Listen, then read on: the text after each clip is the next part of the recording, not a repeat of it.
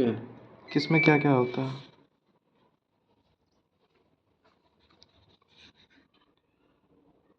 इस पे ऑटो चलेगा आपका, ठीक है। हम्म, इसमें कूल मोड पर चलेगा, अच्छा। ठीक है। इसमें ड्राई मोड पे चलेगा, हम्म, इसमें फैन मोड पे चलेगा, खाली फैन चलेगा। ये है अच्छा। मोड के ऑप्शन।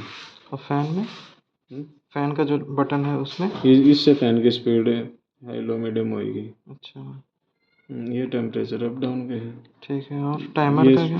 टाइमर का टाइमर ये रहा टाइमर का।